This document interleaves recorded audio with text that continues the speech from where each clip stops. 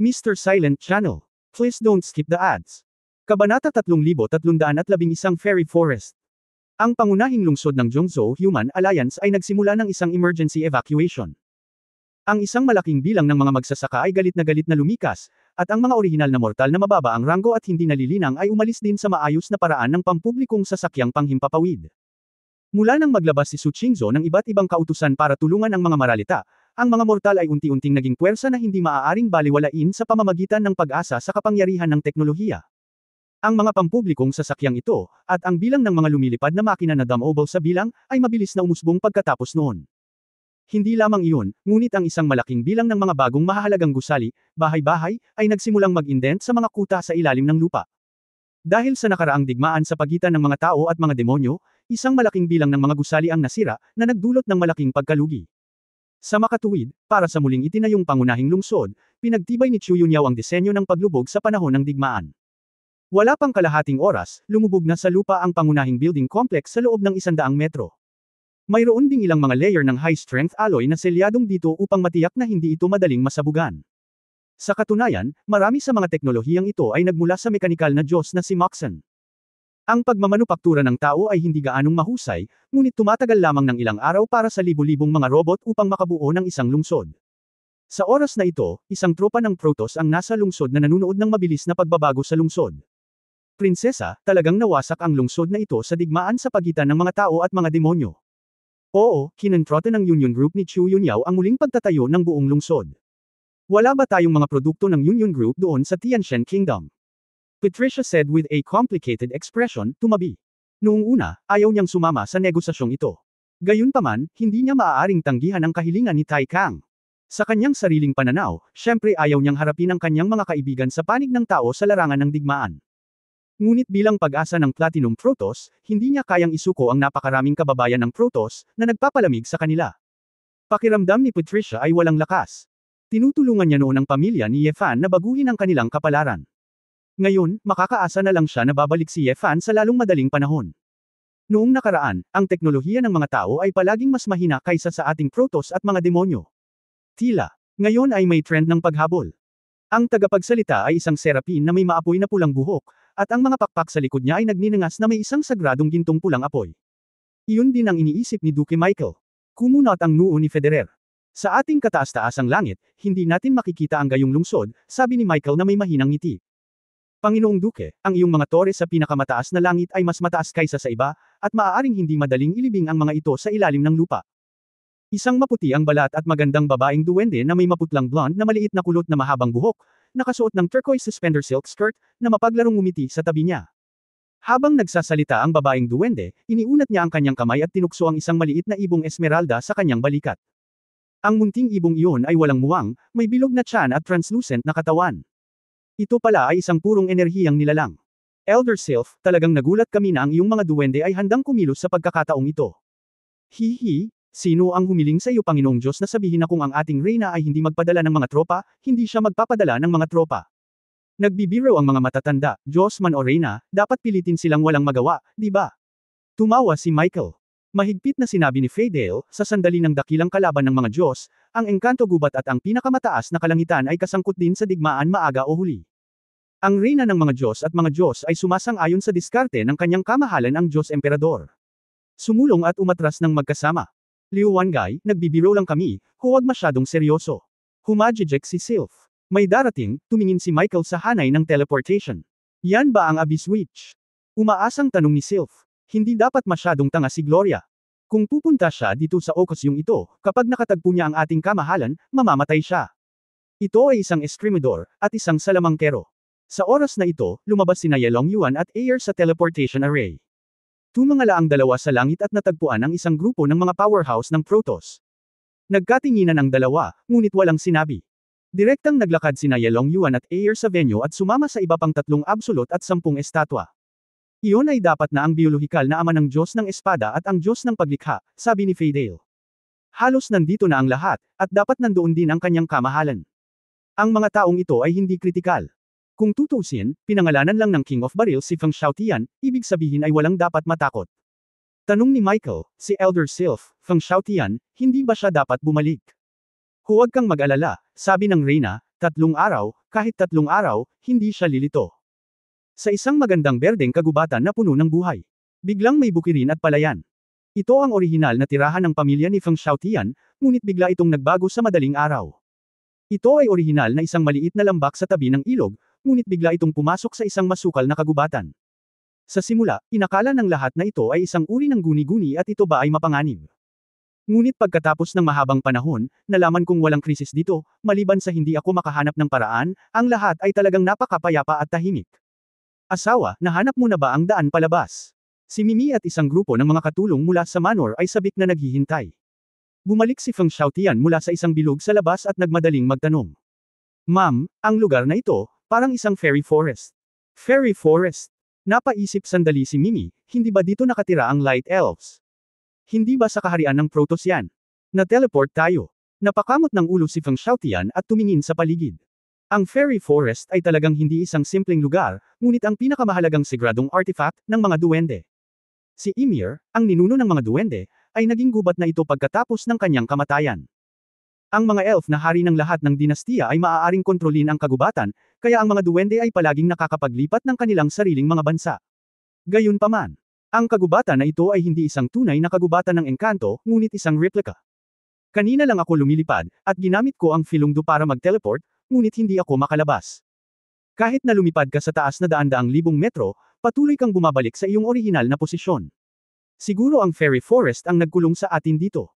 Napabulala si Mimi, sinabi mo na kayang kontrolin ng Elf King ang Fairy Forest, pagkatapos. Oo, itinaas ni Feng Xiaotian ang kanyang ulo at sumigaw, Berodis. Ikaw matandang babae. Ano? Umalis ka. Umalangaw-ngaw ang boses sa kagubatan, at natigilan ang mga ekspresyon ng isang grupo ng mga domestic servant. Ang naglakas loob na makipag-usap sa reyna ng duwende ng ganito ay ang kanyang sariling amo. Pagkaraan ng ilang sandali, isang malamig at magandang boses ng babae, na walang bahid ng paputok, ang naanod. Feng Xiaotian, napaka-bulgar mo pa rin. Sa ibabaw ng kagubatan, ang hindi mabilang na puting liwanag na mga spot ay lumaki sa figure ng isang babaeng duwende. Mahabang pilak puting buhok, nakasuot ng koronang gintong dahon, matangkad at matikas, solemna at sagrado. Nakasuot ng purong puting damit, na may palamuting gintong lumilipad na hugis balahibo sa kanyang balikat, may hawak na purong gintong tungkod, isang puting kristal na mahiwagang bato na kumikinang sa kinang. Ang isang grupo ng mga tao tulad ni Mimi ay nadama na sila ay sagrado at hindi maaaring lapastanganan sa pamamagitan lamang ng pagkakita sa Elf Queen, na naging dahilan upang sila ay lumuhad at sumamba. Ngunit nang ang lahat ay nahuhulog sa alindog ng Elf Queen. Libu-libong absolute. Walang sinabi si Feng Xiaotian, itinaas ang kanyang kamay at nagpaputok ng libu-libong Celestial Dragon Crossbow. Ang makakapal na asul na laser cannon ay direktang nilipol ang figure ni Vilordes. Kabanata 3312 Subukang huwag matulog. Nagulat si Mimi, anong ginagawa mo, Feng Xiaotian? Para siyang nanunood ng magandang bulaklak at diretsyong durog-durog. Itinuro ni Feng Xiaotian ang multo na nawala sa kalangitan. Hoy, multo yan, gusto kong sabihin sa'yo, peke yan. Walang imak si Mimi, anong nangyari sa multo? Ang ganda, bakit kailangan mong sirain? Maganda ba? Nagtaka si Feng Xiaotian, ang matandang babae na ito ay milyon-milyong taong gulang, at walang gaanong laman sa kanyang katawan. Paano ka magiging maganda, Mimi? Mimi. Saglit na hindi nakapagsalita, halos nakalimutan ang aesthetics ng kanyang asawa, na nagha-highlight ng isang praktikal. Ang Elf Queen ay isang artwork, ngunit hindi niya ito gusto. Bagamat parang kakaiba, ngumiti din si Mimi at medyo masaya. Bialodize, lumabas ka para sa akin. Isa kang reyna na nagtatago at nagtatago. Kung lalabas ako, kailangan mong gawin ito. Ang aking mga duwende ay hindi kailanman nagustuhan ng mga digmaan, huwag kalimutan, noong ikaw ay isang asul na dragon ng 4 na kapigatian, pumunta ka sa aking kagubatan ng engkanto upang hamanin ang mga bagay. Nasira mo ang napakaraming sinaunang puno ng duwende, at hindi pinahirapan ka ng haring ito. Ipinatong ni Feng Xiaotian ang kanyang mga kamay sa kanyang balakang, fuck. Iyan ang pagbabanta mo sa iyo, sinasabog ang iyong palasyo ng Longshao Jiushan. Natahimik sandali si Vilodisi, medyo nanlumo ang kanyang hininga at sinabing, nakakahiya ka. Magsalita ka. Ang numero 1 powerhouse ng mga tao, na sobrang vulgar, ay talagang nakakainsulto. Maaari kang kumain ng kanin, ngunit hindi ka makapagsalita ng walang kaparirikan. Sa ngayon, ang unang tao ay dapat na aking nakatatandang kapatid, ang Diyos ng Espada. Huwag mo akong guluhin. Ang buhay at kamatayan ng Sword God ay hindi mahuhulaan. Sa problema, siya mismo ay wala na, ngunit gusto niyang kaming mga matatanda ay maglinis ng kalat para sa kanya. Nagsalita ka ba ng masama tungkol sa kuya ko? Lumabas ka dali at tingnan mo kung hindi ko mabali ang leeg ng toothpick mo. Malakas na nagalit si Feng Xiaotian. Feng Xiaotian, kahit na ang haring ito ay nanirahan sa kagubatan ng engkanto sa mahabang panahon at hindi masyadong kasali sa mundo, hindi ka magtatagumpay kung mag-iingat ka.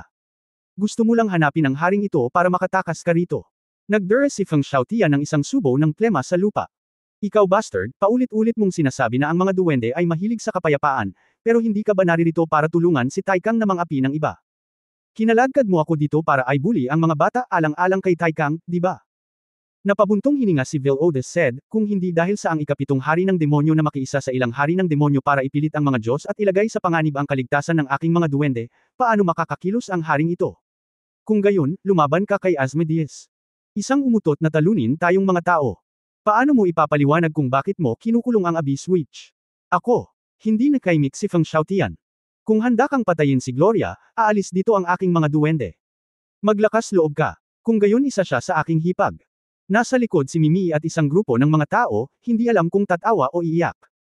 Malinaw na ito ay isang mahalagang bagay, kung bakit nakikipag-chat si Feng Xiaotian kay Vilaudes, tulad ng isang bata na naglalaro sa bahay. Asmodeus, Sword God, Abyss Witch, kung malulutas mo ang mga problemang ito, natural na address ang Protoss Alliance natin.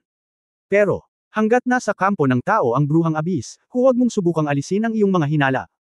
Gustong-gusto ng aking mga duwende ang kapayapaan, ngunit hindi ako natatakot sa anumang masamang puwersa. Ikaw ay masama. Ang aking hipag na si Saliye ay nagtatrabaho ng gusto, batang babae, hinahadlangan ka ba ng mangkukulam ng kalaliman? Noong ikaw ang reyna ng Thousand Faces, bakit hindi ka lumaban sa tropa? Inaapi mo ang malambot at natatakot sa mahirap. Noong nandito ang panganay kong kapatid, ano kayo ni Ji Gaoxian? Ang aking panganay na kapatid ay pumatay ng labis na ang kaharian ng mga Diyos ay nabago, at hindi ka umimik. Tinatrato mo si Kailan bilang isang tanga, at ngayon ay aktibong tinutulungan mo si Taikang. Anong hindi ka Walgras? Tumahimik ka. Inatake ng paulit-ulit na salita ang puso't isipan ng reyna ng duwende na nabuhay ng milyon-milyong taon, at hindi maiwasang menas. Para itong isang matalas na kutsilyo, na patuloy na tumutusok sa malambot at madilim na bahagi ng kanilang mga puso. Saway ni Virides, at ang galit na boses ay nagpaypay sa buong ang engkanto gubat. Nakinig si Feng Xiaotian sa tunog upang matukoy ang posisyon, at agad na nahanap ang totoong lokasyon ng Vilaudes. Thunderblade, putulin ang pulang alikabok. Si Feng Xiaotian ay gumawa ng isang kidlat sa kanyang kaliwang kamay, ang kanyang braso ay bumagsak, at isang 10,000 meter long skybreaking Thunderblade ang bumaril.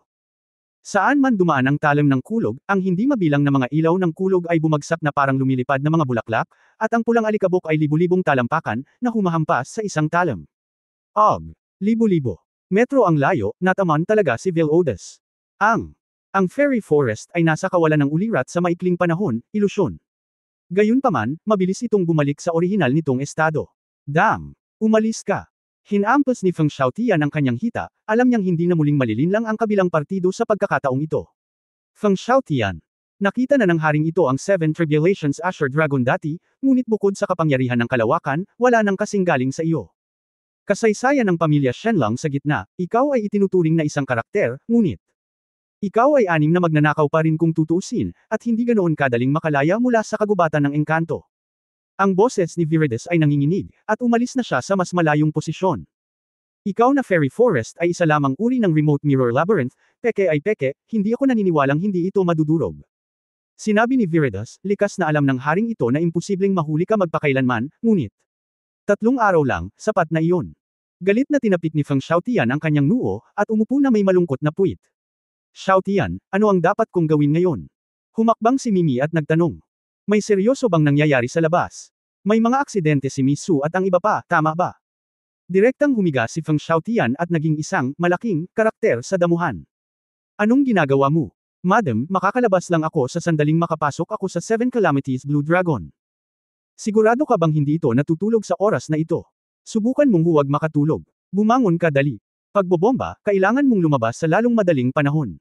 Hindi na muling maloloko si Mimi, at hinayla si Feng Xiaotian pataas.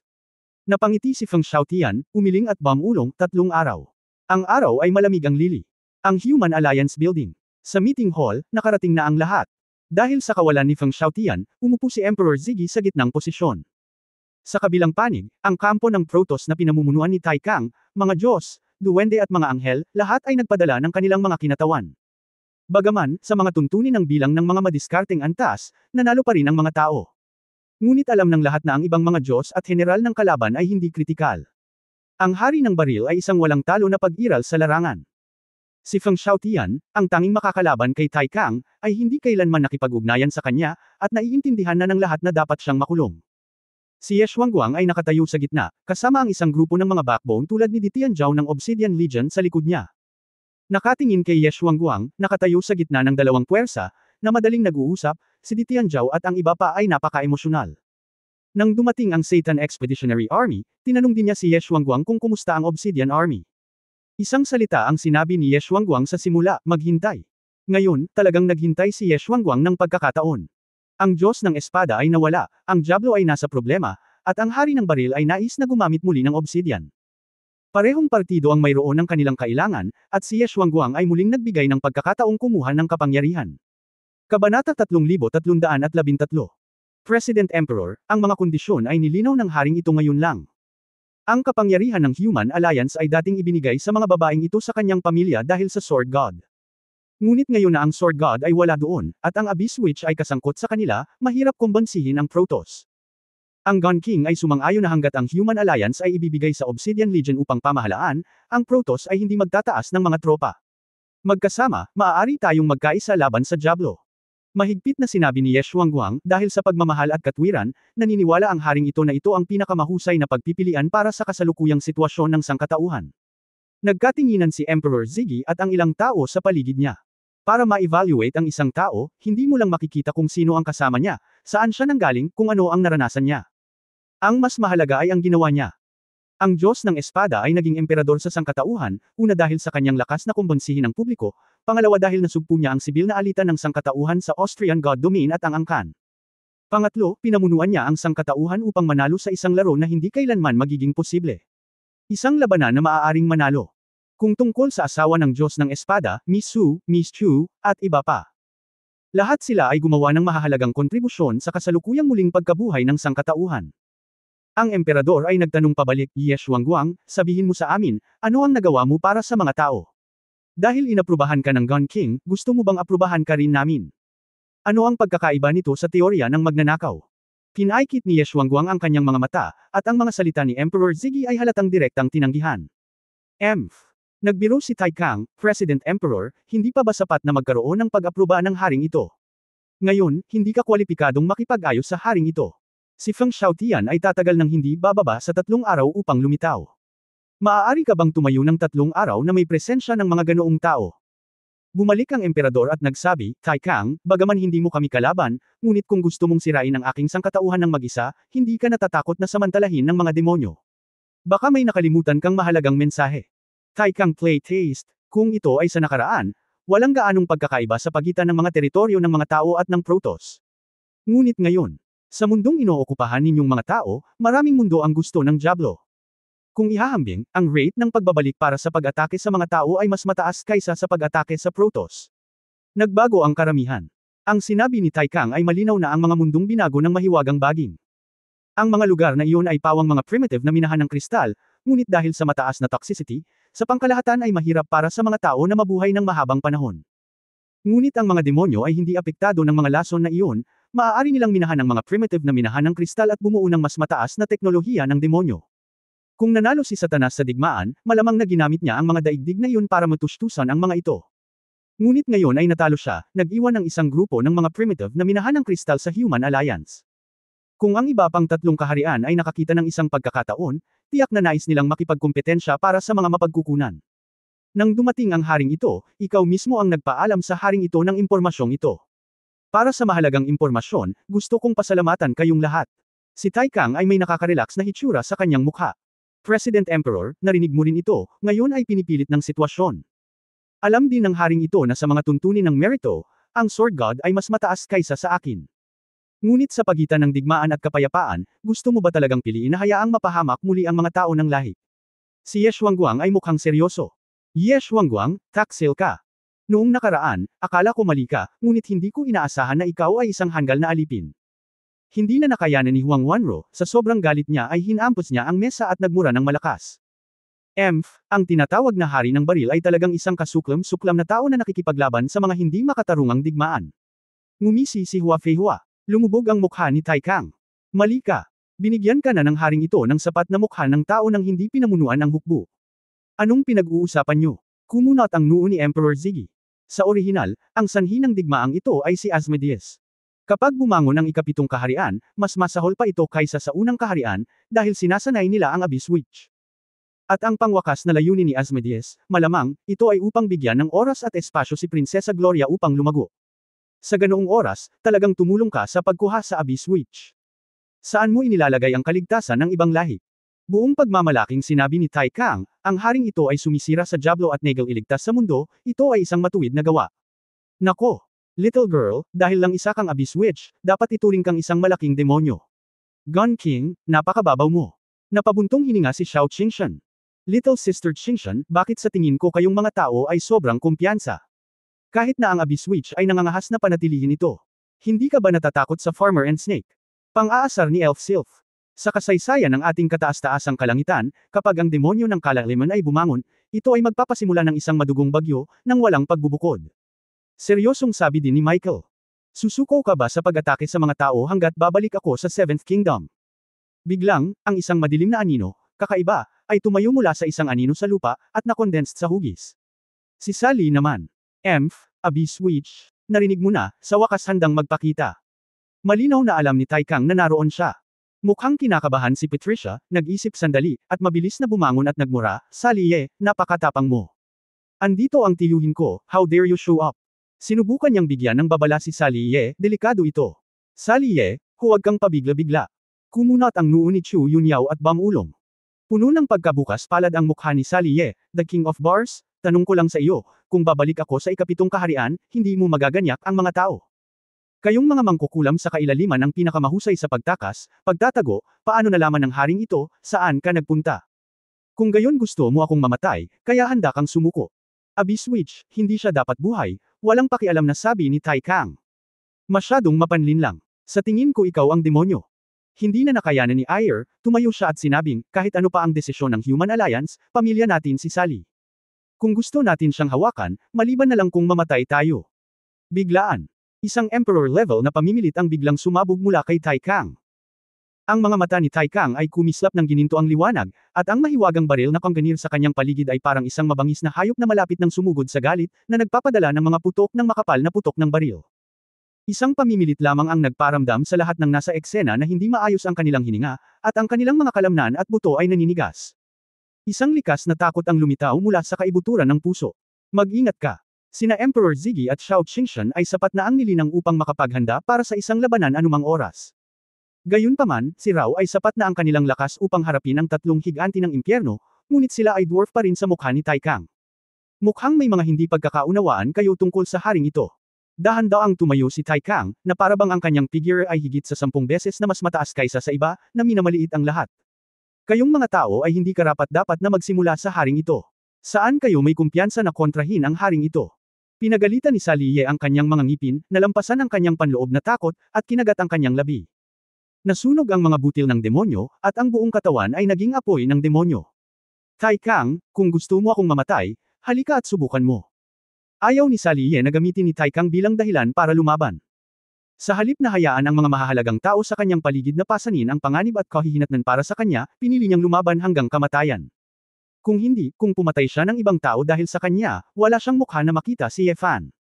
Kabanata 3314 na gustong magdagdag ng krimen. Ang madilim na kapangyarihan na ito ay ang Abyss Witch. Ito ay talagang marumi, tulad ng isang koleksyon ng mga virus. Si Seraph Michael ay mukhang naiinis, at ang banal na kapangyarihan ng lahi ng anghel sa kanya ay hindi mapakali at nakakadiri. Kung tama ang pagkakaalala ng haring ito, ang huling Diyos ay namatay sa kamay ng Reyna ng Thousand Faces. Sinulyapan ni Tai Kang si Michael sa tabi ng kanyang mga mata, itong batang bruhang ito, ang haring ito ay hinamak na gawin ito, Michael, ibigay ito sa iyo. Nang sabihin iyon ni Tai Kang, hindi na tumanggi si Michael. Una, galit na galit sila sa demonyong Kalaliman, at pangalawa, ang pagpatay sa bruhang Kalaliman ay isa rin sa kanyang, maluwalhating gawa. Ang pakikipagkumpetensya para sa trono ng Diyos sa hinaharap ay isang napakahalagang tagumpay din. Buong pagmamalaking tumayo si Michael, ang 6 na puting gintong light wing sa likod niya ay nagbuka ng kanilang mga pakpak, at hindi mabilang na puting lumilipad na balahibo ang namumulaklak. The Abyss Witch Gloria, hindi mo na kailangang isa-isahin pa ang tungkol sa puot sa pagitan namin ng pamilya mo. Dahil natauhan ka na, lilinisin ng Arkanghel ang iyong kaluluwa ng demonyo ngayon. Pinigilan ni Feng Qinglan si Sally. Sa harap ng mga dahon. Ang chi ng dugo ng baliw na dragon ay pinakawalan, at lumipad ang mahabang pulang buhok. Sally Ye, huwag kang mamatay dito ng walang kabuluhan, tumakas ka na may kasamang multo, at hindi ka mapipigilan ni Tai Kang. Ano naman sayo? Malamig na sinabi ni Sally Ye, kung dahil sa akin, papatayin ka ni Tai Kang. Mas hindi ako komportable kaysa kamatayan. Kung gusto mong maglaro ng 2-on-1 sa isang asul na dragon, pumunta ka lang at subukan. Kinuha ni Michael ang isang anghel na patriarkang espada na nagninangas sa banal na apoy. Hindi maginhawa dito, bruha, lumabas ka at hayaan kang mamatay. Hindi sigurado kung sino ang mamamatay. Isang pares ng magic flame wing ang bumungad sa likod ni Sally Ye, na naging itim na liwanag at kumislap sa kalangitan sa labas ng gusali. Sumunod nang malapit si Michael, iniwagayway ang kanyang espada, at isang malaking gintong magic circle ang lumitaw sa hangin. Ang hindi mabilang na sagradong apoy ng mga lightsabers ay lumabas mula sa mahusay na pormasayon na ito. Si Sally Ye ay kumandat at gumalaw, nagpalit ng 12-dosenang beses sa hangin, iniiwasan ang lahat ng pag-atake. Kasabay nito, nagbuhos si Sally Ye ng hindi mabilang na itim na mga butil ng demonyo mula sa kanyang backhand. Tulad ng isang malaking itim na snowflake, lumilipad sa buong kalangitan. Ngunit ang bawat snowflake ay biglang naging isang itim na laser at bumaril patungo sa Michael's cave. Binuksan ni Michael ang isang sagradong kalasag gamit ang kanyang kaliwang kamay at pilit na kinuha ang lahat ng pinsala. Banal na paghuhukom. Ibinagsak ni Michael ang kanyang espada ng paalang, kumalat ang mga ginintoang ripple, at isang anghel na multo ang lumitaw sa hangin. Isang malaking anghel, na may hawak na timangan, isang madilim at isang liwanag. Dahil sa pagkalat ng mga butil ng demonyo, biglang bumagsak ang madilim na dulo. Biglang bumangon ang kapangyarihan ng liwanag sa kabilang panig. Ang sumunod ay ang panggigipit ng banal na kapangyarihan ni Michael, na nagsimulang tumaas. Tila sumirit ng pangatlo si Michael, lumakas ang kanyang bilis at lakas, at hinabol niya si Sally Ye at naglaslas. Hindi lamang iyon, hindi mabilang na maliwanag na mga dingding ng kurtina ang umiikot, na parang ginagawang labirint ang larangang ito ng digmaan. Nalaman ni Sally na ang paglilinang na ito ay hindi isang bagay na maaari niyang labanan, kaya maaari lamang niyang subukang maghanap ng mga bahid. Kumikislap pabalik-balik sa hangin, ngunit patuloy na tumatama sa gumagalaw na pader ng banal na liwanag. Matagal nang hinamak, tinamaan ng galos si Sally Ye. Hindi, ang pagtatanim ni Michael ay masyadong mataas kaysa kay Sally. Kanina lang kinuha ng anghel na iyon ang timangan, batas ba niya? Bakit parang pinalakas ng mga butil ng demonyo si Michael? Kahit na si Sally ay may maraming potensyal, ngunit wala sila sa parehong antas ngayon. Lahat ng tao mula sa lahi ng tao at ang Protoss ay lumabas na sa conference hall. Sina Emperor Ziggy at Shao Qingshan, at iba pa, ay tinatitigan ng hininga ni Tai Kang sa lahat ng oras. Alerto rin sila at hindi naglakas loob na kumilos ng padalos-dalos. Nang makita ang matinding labanan sa himpapawid, sina Feng Qinglan at Ir ay nababalisa. Kung magpapatuloy ito, tiyak na hindi magagawa ni Sally Ye. Humanap tayo ng pagkakataon at ilayo siya. Nag-transmit ng boses si Ir at ang mga babae at nagtanong pagkatapos mag-usap. Sumasang-ayon ako, kahit mamatay si Sally Ye ngayon, sisalakay pa rin si Tai Kang at ang iba pa. Hindi natin hahayaan si Sally Ye na magsakripisyo ng walang kabuluhan. Kung gusto mong magdagdag ng krimen, bakit mag-abala? Sandali lang mga sister. Biglang nag-transmit ng boses si Du Yuner, sa tingin ko, may pagkakataon si Sally Ye, Yuner, wala ka sa level, hindi mo maramdaman, halatang binubuli si Michael. Ang liit. Hindi, baka naging sobrang abala ka kamakailan, at hindi mo masyadong pinapansin.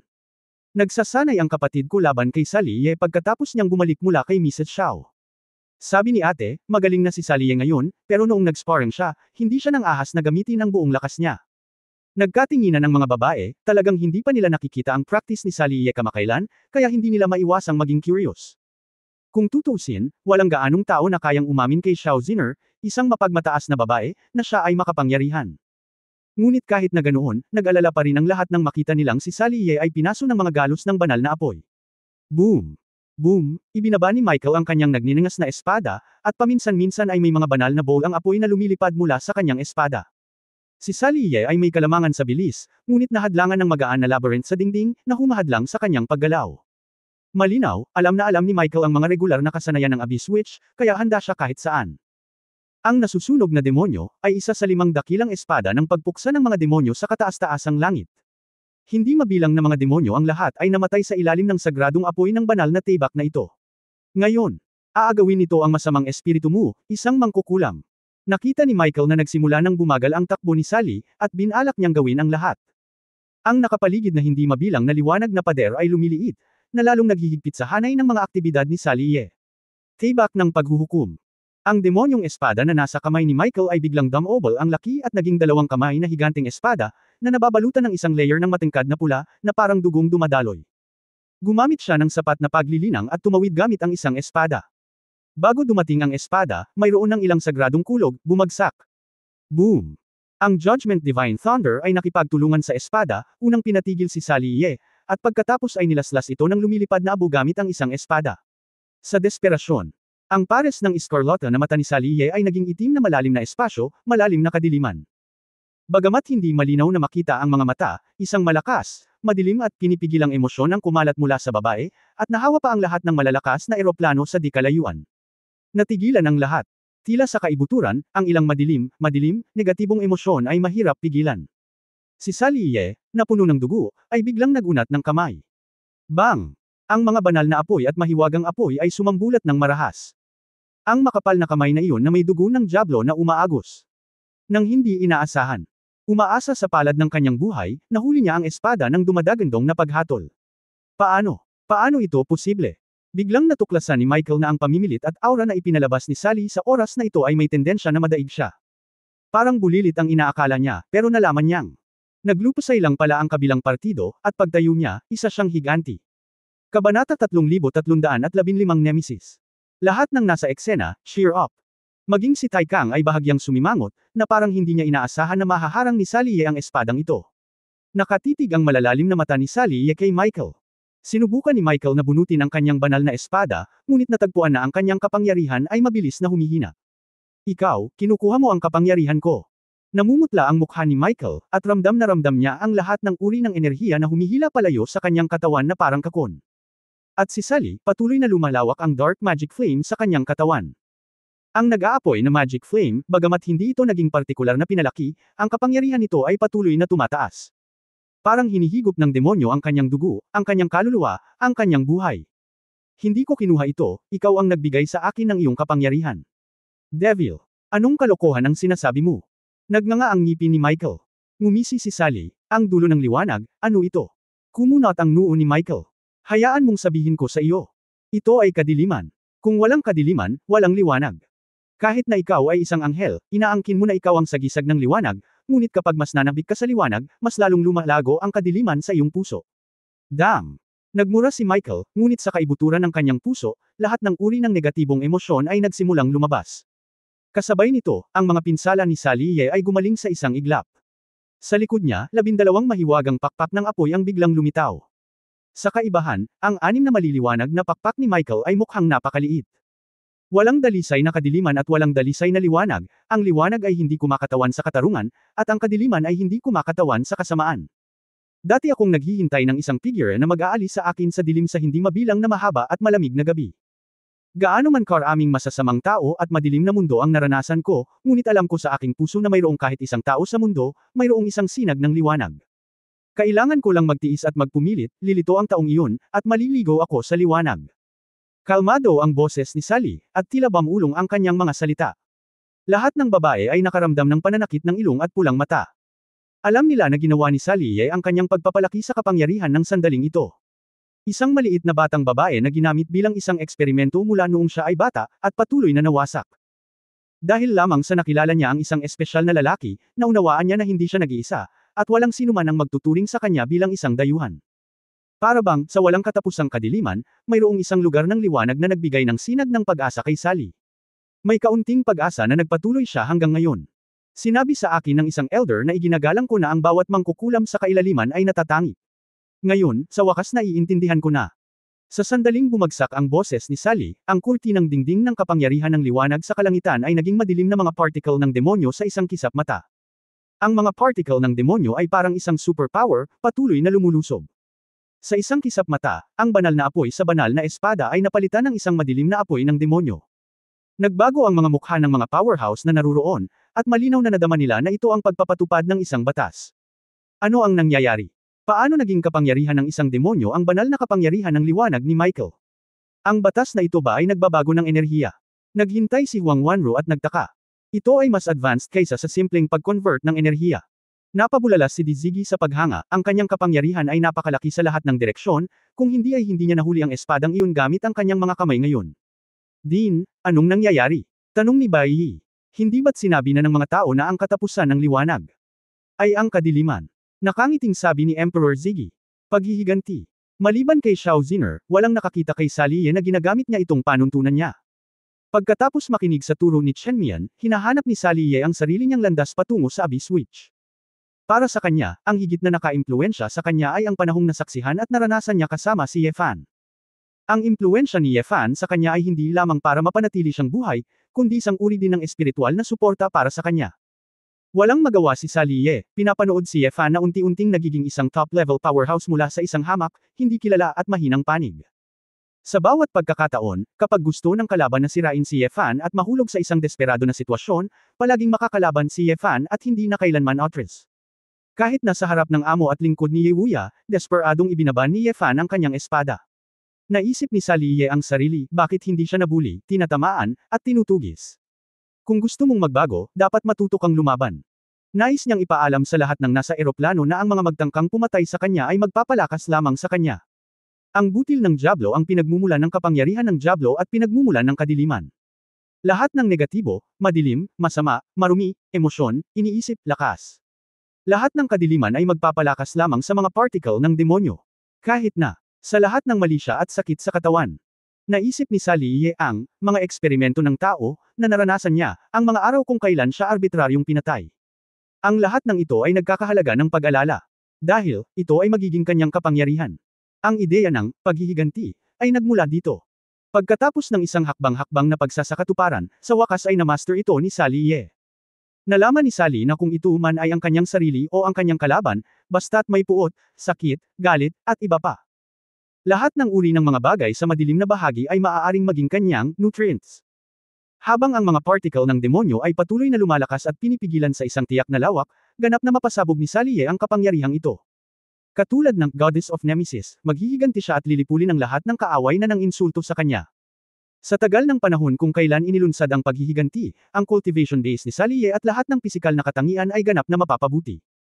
Ang halaga ng pagpapabuti ay nauugnay sa kung gaano kalaki ang kayang tiisin ni Saliye.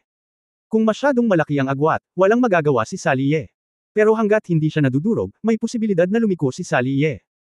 Ngayon lang, napahiya si Saliye sa mga salita, hinabol ni Michael, nasugatan ng katawan, at nagalit sa puso niya. Ang lahat ng ito ay naipon sa katawan ni Saliye. At nang halos hindi na makayanan, naglunsad ng paghihiganti si Saliye ng walang pag-aalinlangan. Nang maarang ang pinakamalakas na suntok, si Michael ay nagsimulang magkaroon ng takot, pagkabalisa, at galit sa kanyang puso. Ang mga madilim na panig na ito ni Michael ay naging pagkain din ng Nemesis. Sa makatuwid, natuklasan ni Michael na hindi niya makontrol ang kanyang sarili, at hinayla siya ni Saliye ng lahat ng uri ng kapangyarihan. Sa simula, ang batas ng paghihiganti ay magiging lubhang mapanganib. Sapagkat, katumbas ni Saliye ang kanyang sarili sa isang Dark Ultimate Aggregate. Lahat ng negativity ay condensed kay Sally. Gayunpaman, sa kaibuturan ng puso ni Saliye, may kaunting, liwanag, pagkatapos ng lahat. Yan si Ye Fan. Kung hindi dahil kay Ye Fan, maaaring matagal na siyang mamamatay tao, nawala ang kanyang moralidad, at siya ay kasing bulok ng naglalakad na bangkay. Sa makatuwid, para kay Saliye, kahit paano siya mahulog sa nakatutuwang revenge mode, mahahanap pa rin niya ang kanyang orihinal na intensyon. Gaya ng sinabi ni Chen Mian, ito ang kakaibang growth trajectory ni Saliye, at walang sinuman ang maaaring gayahin ito. Ito ay nagbabago. Sa sandaling na pagtanto ni Michael na wala na siyang kalamangan, tuluyan ng bumagsak ang kanyang mental defense line. Mabilis na pumasok sa utak niya ang takot. Nilulunod siya ng dilim na parang siklab ng galit. Huwag kang pumunta dito. Huwag ka dito. Habang ang kapangyarihan ng kanyang katawan at espiritu ay hangkag, si Michael ay nagkaroon ng mga guni-guni at ang kanyang isip ay nalilito. Parang nasa isang nakakatakot na mundo, napapaligiran ng mga multo at multo. Isang dagwang bibig na pumipili at lumalamon sa isang tao, upang lumunin siya sa isang kagat. Gatlang M. Napaungol si Michael. Sa paningin ng iba, si Michael ay parang tanga, nakatayo lang sa ere ng ganito, nakahawak sa ulo at sumisigaw. Ang nakapaligid na mga particle ng demonyo ay naging isang maapoy na bagyo, na sinusunog siya sa mga piraso. Idiot! Hindi na nakatiis si Tai Kang. Kung ang arkanghel ng kataas-taasang langit ay pinatay ng Abyss Witch, saan niya ilalagay ang mukha ng emperor ng lahing Diyos? Ang hangarin ng sibat ng isang emperador ay sumambulat, at si Tai Kang ay nagwalas ng kanyang sibat sa langit. Kabanata 3316 na hole. Ang layunin ng sibat ay naging isang drill, na direktang winasak ang lahat ng mahiwagang apoy. Paft. Si Sally Ye ay nahuli, at naapektuhan ng putok ng baril, na bumubula ng isang subo ng dugo. Tai Kang. Life and death duel. Ano ang silbi ng paggawa mo? Hindi kayang matalo. Si Huang Wanro ay galit na galit, hindi alintana kung ang kalaban ay ang hari ng baril, at sinumpa. Una sa lahat, hindi napagkasunduan bago ang digmaan na magiging one-on-one. Pangalawa, walang masama sa haring ito na protektahan ang kanyang mga protos. Naiinis na sinulyapan ni Tai Kang si Michael. Basura, bumalik ka. Nahiya si Michael, nasiraan ng loob, at nagmamadaling lumipad pababa. Tu Kang, enough is enough. If you want to fight, you can fight. Bullying a little girl, what kind of skill is it? Hindi maganda ang mukha ni Xiao Qingshan. Munting babae. Napatingin si Tai Kang kay Sally Ye, paano makakaligtas ang masamang nilalang na iyon sa mundo? Bago niya matapos ang kanyang pangungusap, si Tai Kang ay nasaksak na ng isang putok. Nasa estado pa rin ang paghihiganti si Sally Ye, at ang kanyang physical fitness at cultivation ay mas mataas kaysa kay Michael.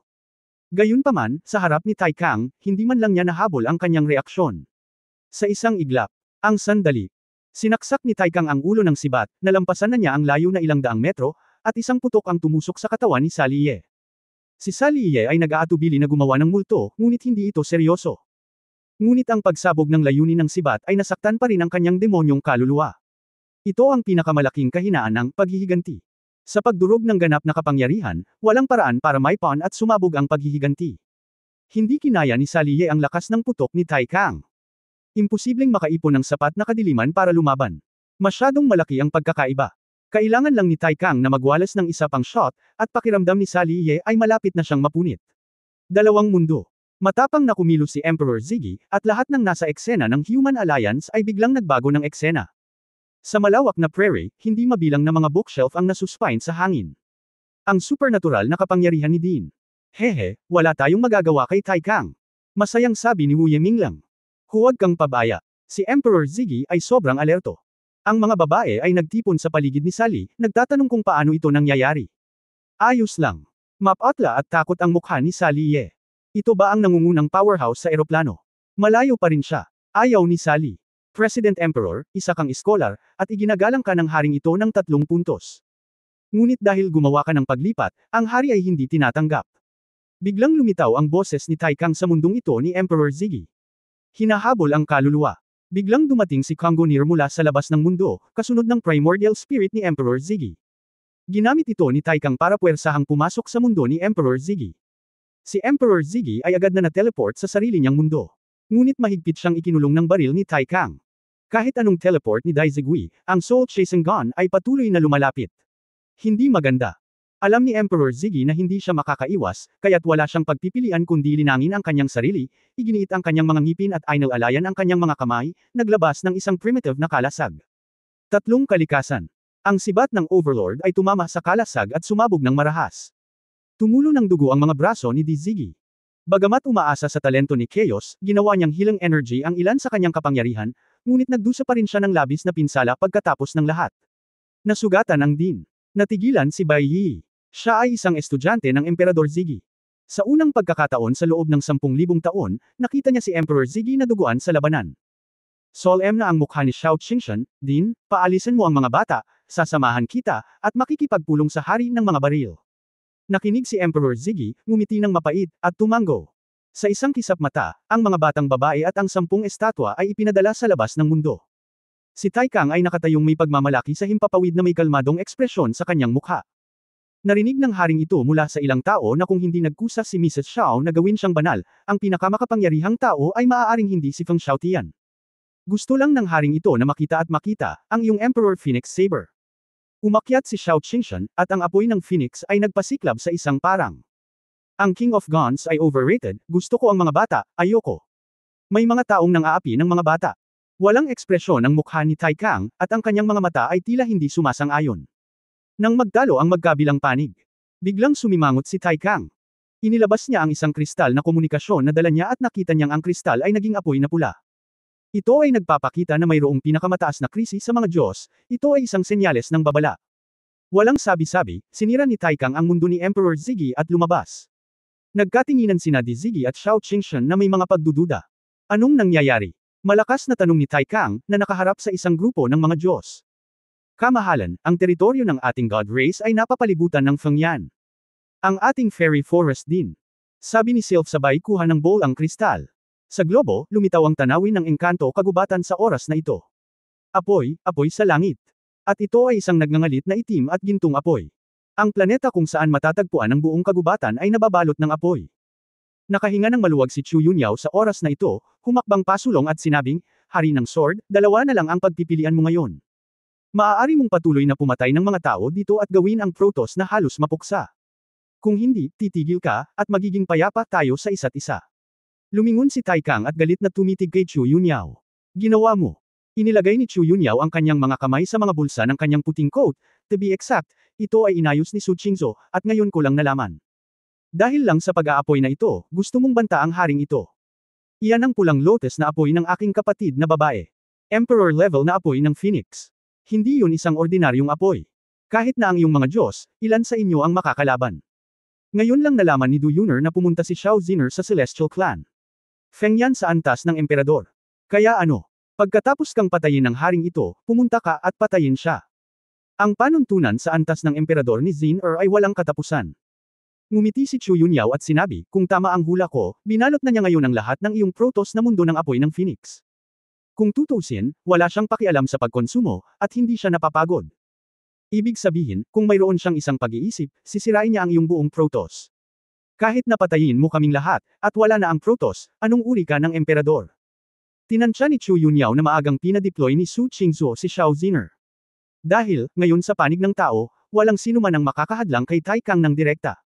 Sa makatuwid, dapat mayroong bargaining chip upang limitahan ang Tai Kang. Ang pagsira sa ilang mundo ng Protoss, kahit na nawasak ang Protoss Imperial City, ay hindi sapat. Sa pamamagitan lamang ng pagkuha sa kapalaran ng buong Protoss bilang isang bargaining chip maaaring magbitiw si Tai Kang. Malungkot ang mukha ni Tai Kang at natahimik siya. Itong batang si Ziner, sabi ko mas promising siya kaysa sa akin. Hindi napigilan ni Shao Qingshan na mapangiti nang marinig niya ito. Masaya rin ang lahat ng mga babae para kay Shao Ziner, tutal si Shao Ziner ay nagsusumikap din kamakailan. Kahit na ang kanyang walang katapusang batas ay nagpapahintulot sa kanya na magkaroon ng walang katapusang apoy ng Phoenix. Ngunit nagawa niyang ipalaganap ang Fengyan sa lahat ng God Race World sa maikling panahon, malamang na ginugol niya ang kanyang oras at gumawa ng malaking tagumpay. Kamahalan, hayaan mo na. Pagkatapos makatanggap ng komunikasyon, sinabi ni Patricia na may masalimuot na pananalita, sinabi sa akin ng Reyna ngayon lang na ang pangunahing bahagi ng ating God Race, ang mahigit 300,000 mundo na konektado ng teleportation array, ay napaliligiran na ng Fengyan. Ngayon Patricia ang mga puso ng Retini Imperial City ay natatakot din. Ang langit ay puno ng apoy ng Phoenix tulad ng isang kalan. Takot na takot ang mga tao ngayon, kapag bumagsak ang apoy ng Phoenix na ito, magiging purgatorio ang mundo ng God Race. Itinaas ni Tai Kang ang kanyang ulo, ipinikit ang kanyang mga mata, at bumantong hininga ng mahabang panahon. Huminga. Maaari mo bang sirain ang lahat ng mga mundo ng Protoss gamit ang iyong sariling kapangyarihan? Sa hindi inaasahan, ang iyong angkan ay gumawa ng isa pang talento. Kahit na ito ay Tai Kang, hindi nito magagawa, at sirain ang daan-daang libong mundo sa parehong oras, pagkatapos ng lahat, ito ay tumatawid sa maraming kalawakan. Gayunpaman, magagawa ito ni Shao Ziner ng, walang katapusan, na batas. Ito ay walang alinlangan na isang trump card na katulad ng nuclear deterrence para sa Human Alliance. Hanggat naririto si Shao Ziner, ang mga tao ay maaaring makipaglaban man lang sa anumang lahi para sunugin ang Jade at Bato. Kabanata 3317 partido. Sa oras na ito, sa isang malawak na mabituing kalangitan, napuno ng Fengyan ang buong dagat ng mga bituin. At ang simula ng lahat ng ito ay isang patak sa karagatan. Tumingin si Shao Ziner sa walang katapusang apoy ng Phoenix, ang kanyang mga mata ay puno ng emosyon. Bagamat lahat sila ay mga batas sa antas ng emperador, ang mga batas ay magkakaiba, at ang mga epekto ay ibang-iba rin. Pagkabalik mula sa Shao Qingshan, nagsimulang mag-isip si Shao Ziner tungkol sa kung ano ang dapat niyang gawin para tumigil sa pagiging isang nakakaladkad na bote ng langis. Ano ang maaari niyang gawin para maging tunay na, diskarte, ang kanyang sarili. Napagtanto ni Shao Ziner na maaaring mahirap para sa kanya na talunin ang ilang mga tao na mas matanda at mas mataas sa cultivation kaysa kay Ye Fan. Dahil sa kanyang kawalang hanggan, hindi siya magkakaroon ng malaking kalamangan sa one-on-one. Sa makatuwid, kung paano gamitin ang kanyang walang katapusang mga pakinabang sa sukdulan ay ang tanong na dapat niyang isipin. Bigla niyang napagtanto na, sa katunayan, siya ay masyadong nakatuon sa mga single. Talagang ginamit niya ang kanyang batas ng buong lakas, at ni minsan ay hindi niya ito ginawa. Kaya, sinubukan ni Xiao Ziner na ilabas ang kanyang apoy ng phoenix sa walang nakatirang larangan ng bituin. Walang katapusang espiritual na kapangyarihan, walang katapusang primordial na kapangyarihan, walang katapusan na apoy ng phoenix. Hindi siya napapagod sa anumang bagay, basta't handa siya, maaari pa niyang takpan ang buong eroplano ng may banal na kamalayan. Gayunpaman, nakatagpo si Xiao Ziner ng ilang problema ang bilis ng paglabas. Ito ay tulad ng, kahit na ang isang kotse ay may walang limitasyong gasolina, ito ay tumatakbo ng mabagal at ito ay tumatagal ng masyadong mahaba upang magmaneho sa buong eroplano. Bagamat hindi mapapagod si Xiao Ziner, napakabagal pa rin para sa kanyang divine sense at feng yan na masakop ang buong universo. Kaya, iniisip ni Xiao Ziner kung paano ilalabas ang kanyang apoy ng phoenix ng mas mabilis at mas tumpak. Ito ay bumalik sa pinagmulan ng infinity. Ano ang walang hanggan, maaaring gawing mas mabilis ang bilis. Naalala ni Xiao Ziner ang lahat ng nakaraan niyang karanasan. Sa kanyang isipan, bigla niyang naalala ang yumaong hari ng demonyo sa prehistoric na kagubatan, ang maulap na gabi at ang buwan. Bagaman hindi siya kasing galing ni Ye Fan, ang meteorite na nahulog mula sa langit noon ay namangha pa rin sa lahat. Nagsulat ng isang mayaman at makulay na stroke. Sariwa pa ang alaala ni Xiao Ziner. Ang kanyang sword intent ay vector control talaga. Vector, acceleration, infinite amplification, walang deformation. Kung pinalawak ko ang aking mental power, nagbibigay ako ng acceleration, at pagkatapos ay gagamit ako ng infinite, para sa acceleration na ito, then, my mental power acceleration, infinite enhanced din. Si Xiao Ziner ay nangangapa habang nag-iisip. Sa huli, siya ay humanga. Ang bilis ng paglabas at pagsasabog ng kanyang espiritual na kapangyarihan ay talagang nalampasan ang bilis ng liwanag. Sa wakas ay napagtanto niya na sa katunayan, ang kanyang sariling pag-unlad ng walang hanggan ay masyadong mababaw. Sa ngayon, sakop ng fengyan ni Xiao Ziner ang higit sa 300,000 pangunahing mundo ng Protoss. Natatakot ako na maliban sa Panginoon na may kapangyarihan ng paglikha, walang makakakumpleto nito sa loob ng ilang araw. Gayunpaman, ginawa ito ni Xiao Ziner. Alam ni Xiao Ziner na kung siya ay one-on-one, hindi pa rin siya makakalaban ni Tai Kang, lalo pa ang kalaban ni Ye Fan. Gayunpaman, kung ano ang magagawa niya, hindi rin kaya ng dalawa. Yuner. Nagpadala si Xiao Ziner ng voice transmission sa kanyang kapatid sa pamamagitan ng kanyang pag-iisip. Ate. Sa labas ng Human Alliance Building, nagulat si Du Yuner. Tumingin siya sa paligid, iniisip na nasa malapit si Xiao Ziner. Ate, hindi ka nababalik ha. Siguraduhin mo. Itago mo, huwag mong hayaang samantalahin ni Tai Kang ang pagkakataon. Huwag kang mag-alala, kung nasaan ako, hindi ito mahahanap ni Tai Kang sa loob ng ilang taon. Ang nakatatandang kapatid na iyan, ikaw, ginamit ko ang aking espiritual na kapangyarihan para sakupin ang daan-daang libong mga mundo ng Protoss, at ito ay wala upang takpan ang alyansa ng tao. Natigilan si Du Yuner saglit, pagkatapos ay masayang tumango. Bumalik na ang ipinagmamalaki kong kapatid, parang ito na ang panahon para mabawi ang tiwala sa sarili. Hindi napigilan ni Xiao Ziner na matawa, kailan ako nawalan ng tiwala. Okay, mali ako, okay. Sabihin kay Tai Kang na sumuko ka agad, huwag maghintay, o susunugan ko ang kanyang Protoss na mundo. Ate, hindi mo ba masasabi ng diretsyo kay Tai Kang? Gugulatin siya. Mahigpit na sinabi ni Xiao Ziner, hindi, sa ganitong estado, bagaman ito ay napakaligtas, kung ako ay nakipag-ugnayan sa ilang malakas na kapangyarihan sa pag-iisip, maaari akong masubaybayan pabalik. Kung makakapaglakbay ako sa kalawakan, mahahanap ako, at magkakamali. Nakinig si Du Yuner at nagmamadaling tumango. Itataas na sana niya ang kanyang ulo para magsabi, narinig niyang bamantong hininga si Tai Kang. Ngayon, nagkamali ang haring ito. Kahit na ang haring ito ay hindi natalo, ang larong ito ay natalo. Inalis ni Tai Kang si Konganir, at lahat ay nakahinga ng maluwag. Sa totoo lang, kung talagang ipinaglaban ni Tai Kang ang kanyang buhay, maaaring walang puso si Xiao Ziner na hayaang magdusa ang mga nilalang ng mga Diyos. Kaya, ito ay isang psikolohikal na labanan. Ang kamahalan ng Gun Emperor ay mabait. Sa ngalan ng mga duwende, nagpapasalamat ako sa iyong pag-unawa. Nagbigay ng hakbang si Sylph at nakangiting sabi. Hayaan mong umatras ang iyong reyna. Nang makitang aalis na si Tai Kang, sumigaw si Chu Yunyao, the Emperor of the Guns, stay behind. Bakit gusto pa rin ni Miss Chu na samantalahin ang pagkakataong pagbabanta sa haring ito? Hari ba ito? Takot talagang lumaban hanggang kamatayan. Umiling si Chu Yunyao at sinabing, ang gusto kong sabihin ay ang labanan sa pagitan ng mga Diyos at mga demonyo. Oh, sinabi ni Tai Kang one way, Miss Chu, ano ang iyong opinyon? Chu. Lumingon si Yunyao at tumingin kay Sally Ye. Sinalakay ng Diablo sa pagkakataong ito, higit sa lahat si Asmodeus, na sinamantala ang personal na pagkakaibigan sa pagitan ng Sword God at ng Abyss Witch. Ngunit si Prinsesa Gloria, nakipaglaban sa amin noong huling beses na sinalakay ng mga demonyo ang aming sangkatauhan. Ngayon, siya pa rin ang Dharma God ng Temple of Elements at isang bahagi natin. Kung paanong ang mga tagapagturo ay nagtuturo ng walang diskriminasyon, gayon din ang pakikipagkaibigan. Hanggat mayroon silang mabuting layunin, walang pagkakaiba sa lahi sa pagitan ng mabuti at masama. Ngumisi si Tai Kang, gusto mo bang isuko ng haring ito ang pagpatay sa kanya? Ang pagpatay sa Abyss Witch ay isang pagtaas lamang ng mga kaaway para sa kanyang kamahalan. Ngunit, kung handa kang makipagtulungan sa amin at suportahan ang Abyss Witch, ibang kwento iyon. Mga tao, matapang kayo. Paano masusuportahan ng ating Protoss ang mangkukulam? Sigaw ni Michael. Tumangala si Tai Kang Ho, manahimik ka. Mapatla ang mukha ni Michael, at hindi siya nang ahas na gumawa ng gulo. Miss Chu, patuloy mong sinasabi. Mahinang sinabi ni Chu Yunyao, napakasimple, ang orthodox na demonyong maharlikang pamilya sa kailaliman ay dapat na isang mangkukulam. Asmodeus, ngayon ay lumaki para sa Abyss Witch, lumikha ng isang kapaligiran, at mag-antala ng oras. Ang bandila ng muling pagkabuhay ng Abyss Demon Empire. Gayunpaman, kung si Prinsesa Gloria mismo ay tatayo laban sa digmaang ito, at magtapos ng isang kasunduan sa kapayapaan sa kanyang kamahalan. Kung gayon, sa palagay mo kaya ba ni Asmodeus na labanan ang digmaang ito? Nagkatinginan ang lahat, maraming tao ang tumango. Oo, kung ang Abyss Witch mismo ang nagsabi na hindi niya kailangang lumaban, paano magkakaisa ang Abyss Demon? Ang panloob na pagkakawatak-watak ay ang pinakamabilis na paraan upang maalis si Asmodeus. Makatuwiran na tumuon sa puso, ngunit, mayroong isang pinakamalaking problema dito. Nakangiting sinabi ni Tai Kang, kahit na pumirma ang haring ito ng isang tipan sa Abyss Witch, maniniwala ba ang Protoss? Maniniwala ba ang demonyo? Ang puot sa pagitan ng mga Diyos at mga demonyo ay malalim na nakaugat, paano ito aalisin sa isang piraso lamang ng papel? Kabanata 3318 Kailangan. Tumango si Chu Yunyao, kaya, sa bagay na ito, kailangan ng partisipasyon ng tao. Oh, nagtaka si Tai Kang, bakit?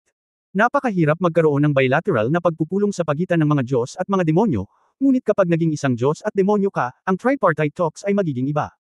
Ang aming tatlong partido, bawat isa ay kumukuha ng kung ano ang kailangan nila, ay maaaring makamit ang isang tahimik na balanse. Kamahalan, ano ang pinakakailangan mo ngayon ng lahing Diyos? Tanong ni Chu Yunyao. Sumimangot si Tai Kang, ang aking Protoss ay sumasakop sa pinakamayabong na lupain sa eroplano. Nasa kanya ang lahat, at walang kakulangan. Palagay ko hindi. Napatingin si Chu Yunyao kay Michael. Hindi ba sinabi ng Arkanghel na ang Supreme Heaven ay walang teknolohiya ng ating mga tao?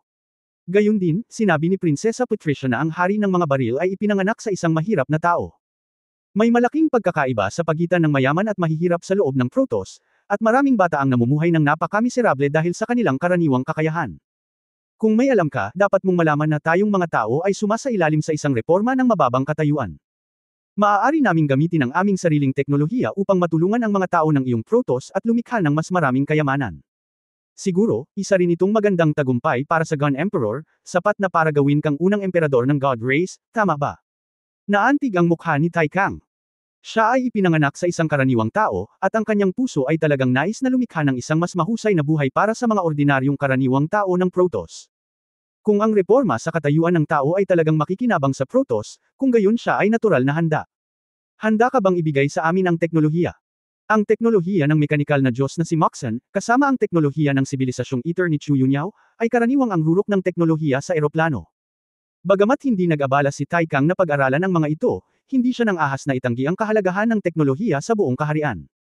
Pagkatapos ng lahat, para sa isang karera, ang digmaan ay isang maliit na bahagi lamang, at ang pang-araw-araw na buhay ay ang malaking bagay. Sa pagkakataong ito ay nakakita ako ng isang lungsod ng tao, at ito ay naging ganap na automatiko. Kapag ang isang digmaan ay nakipaglaban, ang mga mortal ay maaaring umalis sa mga sasakyang panghimpapawid, at ang mga gusali ay maaaring lumubog sa lupa, kaya ang Protoss ay natural na nagseselos. Tumango si Chu Yunyao at sinabing, hindi problema sa amin ang pagbabahagi ng teknolohiya. Kami, ang Cloud Group, ay makakapagbigay ng maraming suporta nang hindi naniningil ng anumang tubo. Umiling si Tai Kang, kung gayon, ano ang gusto ninyong mga tao? Kapayapaan. Sinabi ni Chu Yunyao, umaasa kami na ang kanyang kamahalan ng Gun Emperor ay ipahayag sa buong eroplano na siya ay magiging isang kaalyado sa amin at hindi agresibo sa isa't isa. Madilim ang mukha ni Tai Kang. Pagkatapos ng lahat, siya ang emperador ng Protoss. Kung ibinalita niya ito sa publiko, hindi siya madaling makabalik sa kanyang sinabi. Kahit ngayon, ang haring ito ay nag-withdraw ng kanyang mga tropa. Kailangan mo bang suportahan ang aming teknolohiya at pondo ng Protoss ng walang bayad? Tanong ni Tai Kang.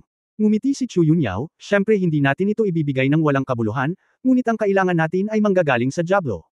Tumingin muli si Chu Yunyao kay Sally Ye. Tayong mga tao ay dapat ding gumawa ng isang kasunduan sa Diablo. Tumayo ang bruhang kalaliman at tinawag ang ikapitong kaharian upang formal na makipag-alyansa sa ating mga tao. Ang dahilan ay napakasimple. Ang mga tao at si Protoss ay mga kaalyado na, at ang mga demonyo ay kaalyado sa mga tao. Ang mga kaalyado ng mga kaalyado ay kanilang sariling mga tao. Kung lalaban ka muli, hindi ito magiging angkop. Sinabi ni Chu Yunyao, alam ng mundo na ang relasyon sa pagitan ng mga Diyos ng espada at mga mangkukulam ay mabuti, at ang alyansa sa pagitan ng mga demonyo at mga tao, walang sinuman ang magdududa, tama. Bukod dito, walang malalim na puot sa pagitan ng mga tao at mga demonyo. Ang alitan sa pagitan ng mga demonyo. Ang mga mata ni Patricia ay muling lumiwanag, ang 300 na pag-uusap ay nalutas ang hindi pagkakatugma sa pagitan ng mga Diyos at ng mga demonyo, sa tingin ko ito ay magagawa. Ang pinakamahalagang bagay ay ang lahat ng tatlong partido ay maaaring makinabang. Ang tatlong partido ay maaaring maging mapayapa, at ang Protoss ay makakakuha ng teknolohiya at mga pondo, na isa ring uri ng kabayaran. Pinuri ni Dizigi, ang plano ni Miss Chu ay talagang para sa interes ng lahat ng partido. Kumunot ang noo ni Sally, ako, natural na gusto kong itigil ang digmaan, ngunit, kapakipakinabang ba talaga para sa akin na tumayo at magsalita? Kahit na ako ay isang abyss witch, ang aking lolo ay palaging may kontrol sa ikapitong kaharian, wala akong kinalaman dito. Foundation. Madaling sinabi ni Chu Yunyao, sa bagay na ito, kailangan ko ang tulong ng Protoss. Miss Chu, pakisabi, mas maganda ang tono ni Tai Kang. Ang labanan sa pagitan ni Michael at ng witch ngayon ay itinuturing na isang pagkatalo, tama ba? Malamig na sumangot si Michael na may pangit na mukha. Ang ating mangkukulam, na bata pa, ay maaaring talunin ang isa sa 4 na arkanghel ng kataas-taasang langit, na medyo kapansin-pansin. Ipapahayag namin ito. Pumayag ang Protoss na lumahok sa tripartite meeting na ito dahil natalo ng Abyss Witch ang arkanghel. Sa ganitong paraan, malalaman ng mga demonyo na hindi sila lamambot, ngunit ang mangkukulam sa kailaliman ay nanalo ng kapayapaan. Sa tingin mo, gaano kahilig makipaglaban ang Diablo? Hindi dahil inapi ka noon ng 5th at 6th Kingdoms, at dahil ikaw, ang Gun King, ay sumama sa isang ekspedisyon. Galit na sinabi ni Michael, inihihiya mo ang upuang ito. Michael, natalo ka, aminin mo na. Malamig na sabi ni Tai Kang. Anyway, ito ay ang tao ng Supreme Heaven, hindi ang kanyang sharpshooter, at ayaw protektahan ni Tai Kang ang guya. Mapatla ang mukha ni Michael, at may pagdurusa. Kinaiinisan lang niya na ngayon lang talaga siya natatakot sa puso niya. Miss Chu, kung gayon paano mo matitiyak na papayag si Asmodeus na bawiin ang hukbo? Paano kung ipilit ng Diablo na sundin si Asmodeus sa halip na ang Abyss Witch? Imposible, nakangiting sabi ni Chu Yunyao, tayong mga tao ay kaalyado ng Protoss, at muling lalaban si Asmodeus, lalabanan nito ang ating dalawang lahi. Si Asmodeus ay may hindi makatarungang reputasyon, bakit niya hinayaan ang ibang mga demonyo na kusang lumaban sa isang di makatarungang digmaan? Natigilan si Tai Kang, at bumulong-bulong at tumango, kaya nga ang kaso. Ang three-way na kasunduan, indispensable. Tito, ang galing. Sa kasong ito, maaari itong gawin sa isang iglap. Nagmamadaling sabi ni Patricia. Ang mga mata ni Tai Kang ay komplikado, at tiningnan niya ng malalim si Chu Yunyao. Maswerte si Sword God. Maraming may kakayahan na tao sa paligid. Kaagad, napag-usapan ng lahat ang lahat ng mga bagay na ihahanda, at naghanda na pumirma sa isang tripartite na kasunduan sa kapayapaan sa lalong madaling panahon. Hiniling din ni Chu Yunyao sa advertising department ng grupo na magpadala ng mga mensahe sa buong mundo para isulong ang pagkatalo ni Sally kay Michael. Sa laboratorio, sinabi ni Ji Wanqing, Sister Yunyao, pakiramdam ko ang Protoss ay higit na makikinabang sa iyong plano sa pagkakataong ito. Ang Diablo ay pinarangalan at itinaas ang kanyang kilay. Ngunit tayong mga tao ay nagbigay ng teknolohiya at mga pondo, na nagsasabi na maaari tayong makakuha ng kapayapaan, ngunit ito ay tila isang kawalan. Bahagyang sinabi ni Chu Yunyao, babae, ano sa tingin mo ang kulang nating mga tao kumpara sa mga Diyos at demonyo? Well, primitive power. Ito ay status. Status. Kahit na ang pinakamababang mga Diyos at mga demonyo ay minamaliit ang mga tao. Ang primitive na kapangyarihan ay natural na isang elemento, ngunit ito ay higit sa lahat ay isang malalim na pinag-ugatan na konsepto. Sa pagkakataong ito, direkta nating itusok ang mga produkto ng teknolohiya ng tao sa Protoss. Sa paglipas ng panahon, masasanay sila sa mga produkto ng ating sibilisasyon ng tao. Kailangan nating lumikha ng isang imahe ng ating sarili bilang mga tao, upang malaman ng lahat ng mga Diyos at demonyo na ang mga tao ay may sariling sibilisasyon at hindi isang grupo ng basura. Siyempre, sa mga teknolohikal na produktong ito, ang pagbubukas ng ilang mga pintuan sa likod, ay magiging maginhawa din para magamit natin sa isang kritikal na sandali sa hinaharap. Ang paggamit ng mga elektronikong produkto upang salakayin at mangolekta ng katalinuhan ay mas madali kaysa Xiaoyu at Candlelight na paggamit ng mga tao upang bumuo ng isang intelligence network. Biglang napagtanto ni Ji Wanqing, Sister Yunyao, may plano ka talaga. Hindi nakakagulat na napakagaan ng loob ni Sister Qingzhou nang umalis siya. Ang ganitong bagay ay hindi nagbibigay sa akin ng isang pakiramdam ng tagumpay. Kung maaari ko, hindi ako magiging tamad na mag-isip tungkol dito. Napabuntong hininga si Chu Yunyao at tumingin sa isang teleportation formation sa laboratorio. Higit pa rito, ito ay mga kapaki-pakinabang lamang kung tutuusin. Kapag gumaling sina Taikang at Asmodeus, mahirap sabihin kung ano ang mangyayari. Su Qingzhou, huwag mong asahan na ipagpaliban ko ito ng masyadong matagal. Hongming Universe. Sa teritoryo ng Duiman, sa Nanj River Basin, sa labas ng isang malaking lungsod. Momo, masunog ka lang hanggang mamatay, huwag mong kainin. Si Zuanming, na nag-aapoy sa asul na yelo na apoy, ay nagyelo lamang ng ilang mga magsasaka sa kaharian na ng agaw ng langit, at pagkatapos ay natunaw at sinunog ang mga ito. Nakita lang ng mga magsasaka na ito ang malaking dilag na nag-iisa na nagbabasa ng libro sa ligaw, at pagkatapos ay gusto nilang samantalahin ito. Kung sino man ang nag-aakalang may munting pagong ang tumalsik at pinunasan silang lahat. Su Qingzhou, na nakasuot ng puti, sumenyas. Ginawang abo ni Momo ang grupo ng mga monghe, pagkatapos ay naging maliliit na pagong, at lumipad pabalik sa mga balikat ni Su Qingzhou. In the future, huwag basta-basta mag-shot, ako mismo ang gagawa, and let some people see it, baka makasira sa iyo. Dinilaan ni Momo ang mukha ng amo. Bahagyang ngumiti si Su Qingzhou at bamantong hininga, okay, oras na para pumasok tayo sa lungsod. Ang wika dito ay hindi mahirap matutunan, ngunit kailangan kong gawing mas madali, kung hindi, ito ay magiging napakahirap. Bago dumating si Su Qingzhou, hiniling niya kay Chu Yunyao na magtanim ng nano-deformer para sa kanya. Sandaling nagbago ang mukha, at naging ordinaryo ang hitsura ng babae. Pinabalik ni Su Qingzhou si Momo sa Heavenly Book at lumipad patungo sa gate ng lungsod. Kabanata 3319 na taglamig. Matapos makapasok sa lungsod, nagtanong si Su Qingzhou at nakakita ng post ng impormasyon. Mula sa mga monghe na gumugulo sa kanya, nakakuha lang siya ng ilang primitive crystal ore. Girl, ano ang gusto mong malaman? Isang miyembro ng staff ng Foundation Establishment Period ang regular na nagtanong sa window ng intelligence. Naisip na ni Su Qingzhou ang kanyang mga salita, na nagpapakita ng malungkot at nag-aalalang hitsura. Ang aking asawa ay nasa isang digmaan at nahiwalay sa akin at gusto kong malaman kung saan siya nagpunta. Digmaan. Sumimangot ang empleyado, ibig mong sabihin ang Frontier War. Frontier War. Bulong ni Su Qingzhou sa kanyang puso at tumango. Oo. Paumanhin, pasensya na, ito ay naging isang engkanto, ngunit sa huling pagkakataon sa pangunguna ng labanan ni Duiman, ilang mga paaralan ng Nanj River ang hindi lumahok. Diwata, saang sekta kabilang ang asawa mo? Sinabi ni Su Qingzhou, hindi niya sinabi sa akin, at hindi ko rin alam. Huwag mong sabihin sa iyo ang martial art. Labis na naguluhan ng empleyado. Oo, siguro dahil ayaw kong madalas ko siyang puntahan. Nakikita ko, ang mauunawaan ng mga tauhan, pagkatapos ng lahat, maraming monghe ang gustong maglinis. Bueno, maaari lang akong magbigay sa iyo ng isang listahan ng mga sekta na lumahok sa labanan sa hangganan noon. Ikaw ang baalang malaman kung saang sekta ang iyong asawa. Ngumiti si Su Qingzhou at tumango. Pagkatapos magbayad ng pera, kinuha ko ang listahan at lumabas ng istasyon. Bulong ng ilang empleyado sa likod.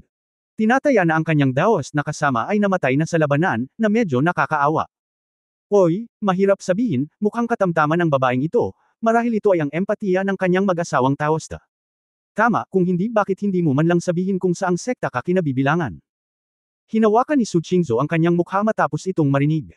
Mula pa noong ako ay bata, ako ay itinuturing na isang dakilang kagandahan, at ang mga salita ng papuri ay nagpapatatak sa aking mga tainga.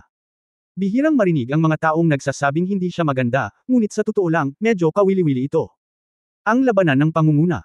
Tiningnan ni Su Qingzhou ang mahabang listahan sa kanyang kamay. Mayroong 12-dosenang mga kalawakan at 12-dosenang mga sekta.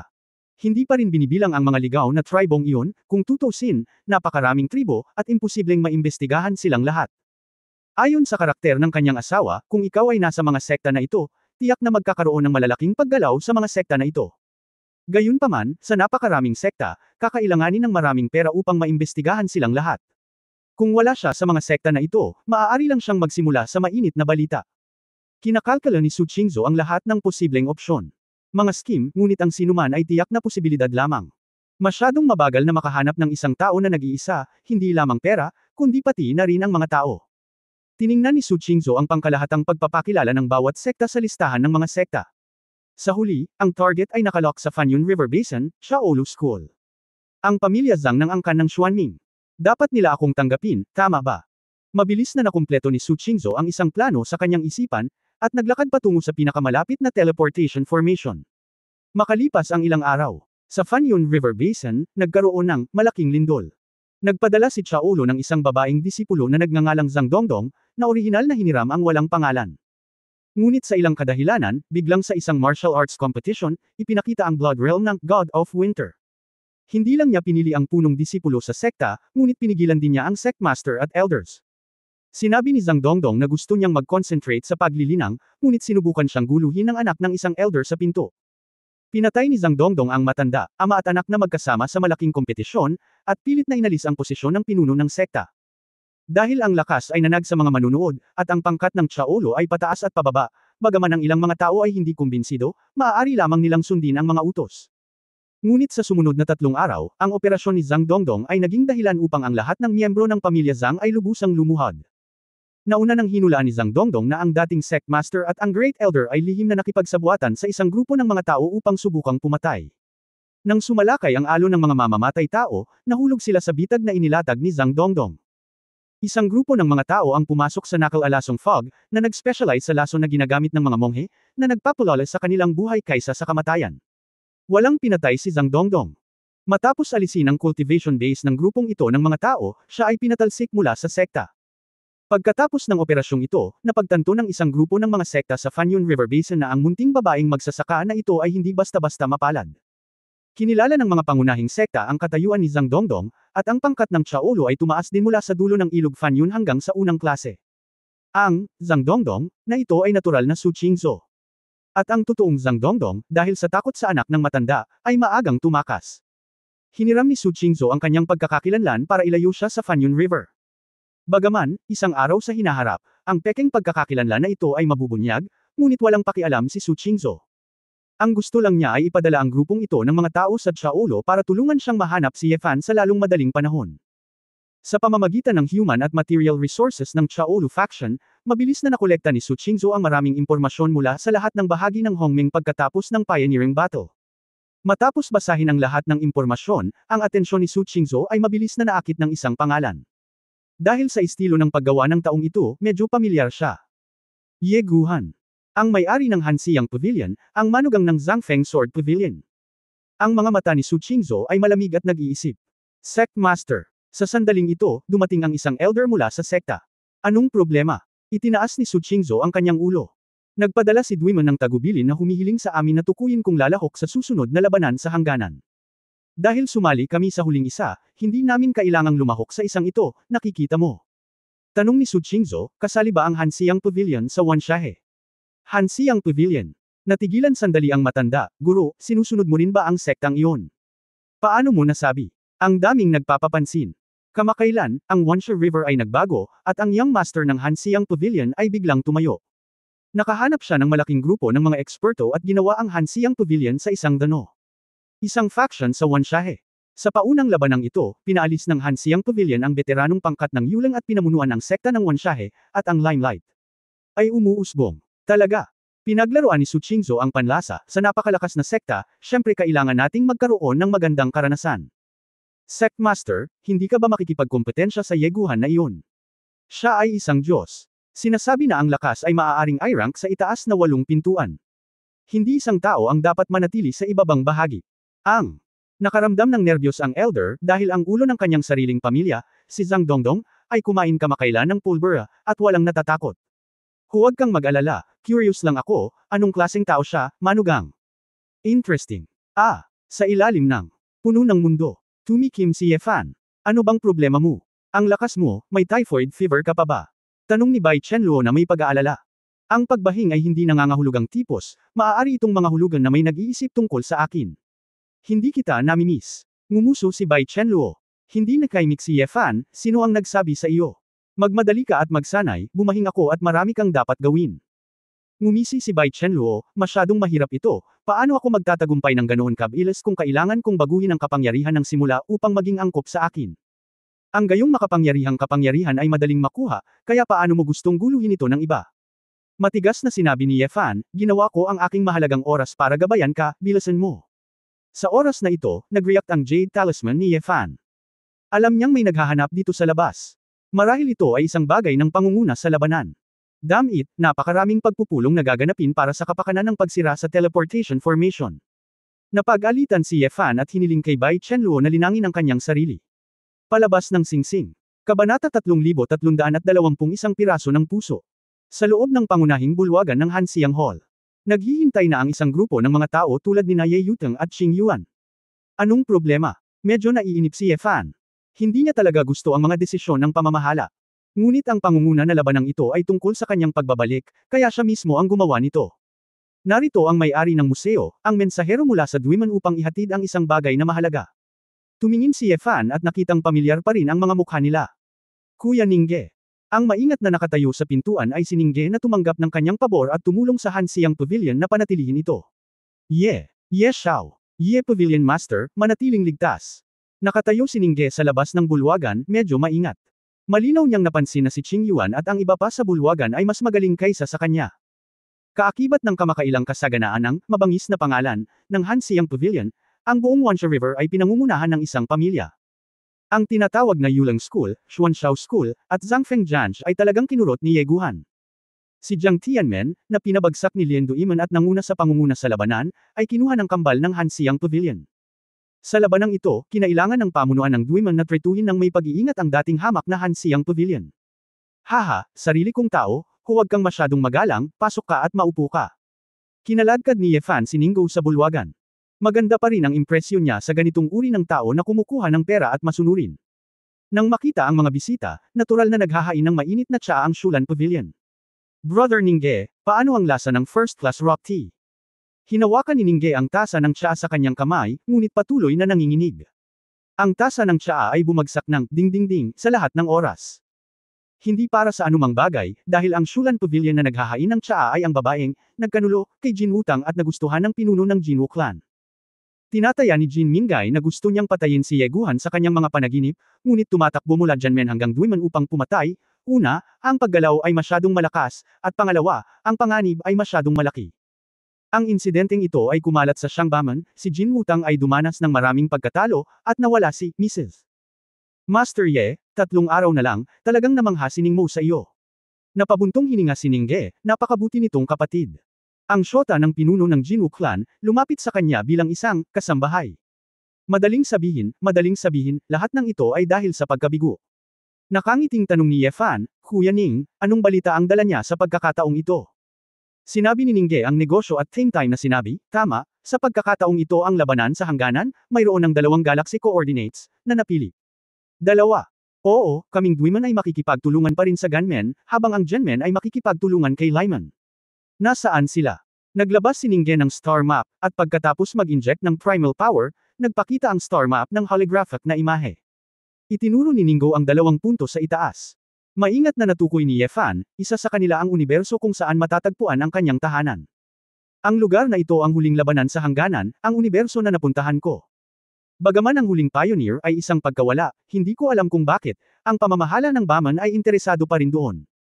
Ipinikit ni Ye Fan ang kanyang mga mata, kung tama si Long Wu, tiyak na hinahanap ng mga pangunahing high-level executive ng Hongming Universe ang libingan ng mga Diyos. Pagkatapos ay maaaring may naamoy sila, at gusto nilang tiktikan muli ang impormasyon. Nabalitaan ko na maraming primitive crystal mine doon. Magandang lugar, dito ba tayo pupunta? Sabi ni Ye Fan. Ikanaway ni Ningge ang kanyang kamay, Master Ye, wala kang alam. Bago isara ang huling malaking formation, nalaman kong may 6 na rubbery blue dragon sa universo na iyon, na napakalakas. Ang ligaw na lugar sa universo ay mapanganib. Napangiti si Ye Fan, pwede bang? Si Dangtang Shangbaman ay natakot sa 6 na calamity blue na dragon. Ang 6 na rubbery blue dragon ay napakabihirang din sa Shangbaman. Bagamat hindi ito nakakatakot, hindi na kailangang makipagsapalaran. Bumulong si Ningge, Master Ye, lahat tayo ay nagtatrabaho para sa malalaking lalaki na iyon, at karamihan sa mga bagay na ating kinukuha ay dapat ibalik. Ang mga nasa hustong gulang na iyon ay hindi haharap sa 6 na rubbery dragon para sa atin. Bakit natin pinagtatawanan ang ating sarili at nagiging kanyan? Sumimangot si Ye Fan, ibig mong sabihin. Huwag pumunta sa lugar na ito. Tumango si Ningge. Eksakto, kaya sa pagkakataong ito, halos naabot namin ang isang pinagkasunduan sa pagitan ng Dwiman at Ganmen upang makipagkumpetensya para sa isa pang lugar. Hindi. Ikaw Fan. Mahigpit na nagvito, pumupunta lang ako sa universo kung saan mayroong 6 na kalamidad ng mga asol na dragon. Natigilan si Ningge, bakit? Sinabi, sa madaling salita, ang bagay na ito ay naayos ng ganito. Hindi alam ni Ningge kung tatawa o iiyak, natatakot ako na hindi ito nararapat. Natatakot akong hindi payag ang iba pang malalaking bituin sa Dwiman. I don't care about this. I don't care kung mahilig silang pumunta sa ibang lugar. In short, kung saan maraming crystal mine, doon ako pupunta. Walang magawang sinabi ni Ningge, Master Ye, huwag ka nang matuwa pa, may isa pa talaga. Anong meron? Tanong ni Ye Fan. Ngayon Wan Shahe, kahit na mayroon pa ring 4 na pangunahing sekta, ngunit alam mo at ako na ang iba pang 3 sekta ay umiiral sa pangalan lamang. Bukod dito, ang Hansiang Pavilion ay may napakaraming espiritual na koneksyon, at ang lakas nito ay napakalakas na hindi na ito angkop para manatili sa ibaba ng agos. Kaya, partikular na pinahintulutan ni Dwiman na ang may-ari ng pavilion na si Ye ay direktang makapasok sa Dwiman kasama ang mga magsasaka sa Enlightenment Realm at ang Open Heaven Realm sa pinto. Sa ganitong paraan, 8 pagsubok ang tinanggal, na isang espesyal na uri ng biyaya. Sa sandaling pumasok ka sa 8 gates, sa pagkakataong ito sa pioneering battle, hindi mo na kailangang makipagsapalaran, kailangan mo lang maghintay para sa mga benepisyo. Matapos marinig ito, sinabi ni Ye Fan na may mapaglarong ngiti, ito ay para i-recruit tayo. Umakyat sa Agus upang maging isang nakababatang kapatid, paano magiging komportable na maging isang tiyuhin sa ibaba ng Agus? Bagaman marami talagang panuntunan sa Baman, marami ring benepisyo. Bukod dito, na-provoke mo ang maraming tao, Master Ye, at ngayon ay tinutulungan ni Dwiman na harangan ang maraming bagay. Ngunit kung tatanggihan mo si Dwiman, pagkatapos ay hindi mailigtas ni Dwiman ang mukha, at hindi ka mahihirapan. Sinabi ni Ningge sa mahinang boses, iniisip ko rin ang may-ari ng Ye, kung tutuusin, kung magaling ka, pwede kitang sundan para uminom ng sopas. Hindi ba? Pinaikit ni Ye Fan ang kanyang mga mata, pinadala ka ng mga elder ng Dwiman para maging lobbyist. Hoy! Hindi naman, sumusunod din ako sa utos, mapait na ngumiti si Ningge. Saglit na nag-isip si Ye Fan, kung gusto mong pumasok ako sa Dwiman, walang problema, ngunit ang labanang ito sa hangganan ay dapat na matapos. Higit pa rito, sa paunang labanang ito, kailangan kong pumunta sa ilang ng 6 na kalamidad ng Qinglong. Kung papayag si Dwiman, pagkatapos ng pioneering battle, pupunta ako sa Dwiman. Ang pagpunta sa Dwiman ay isang bagay, ngunit hindi ang pagiging isang nakababatang kapatid ay ibang bagay. Basta uuwi ka muna, siguraduhing maayos ang lahat sa bahay, at magsama pa ng buong pamilya sa Yantian Ring. Ano Hongmeng, ang itaas na abot ng 8 gate, mayroon akong oras upang makipaglaro sa kanila. Hinawakan ni Ningge ang kanyang noo at napangiwi. Ang kanyang mga ngipin, okay, magre-report ako pabalik sa Dwiman para makita kung kaya kong malagpasan itong pioneering battle. Gusto ko lang matapos agad. Ito, ay labag sa mga patakaran. Direktang ibinigay ni Ye Fan ang isang space bag. Huling paglabas ko, may binili ako para sa mga bata. Kuya Ning, kunin mo na. Lumiwanag ang mga mata ni Ningge at tahimik niya itong tinanggap, maasikaso talaga si Master Ye. Dahil sa bata ito at may mabuting puso, tatanggapin ko. Ang ulat na iyon. Agad na inilabas ni Ningge ang kanyang Jade Talisman. Ipapasa ko ang tunog at kakausapin ko ang elder na namamahala. Pagtatapos ng kabanatang ito. For more updates, click on the notification bell.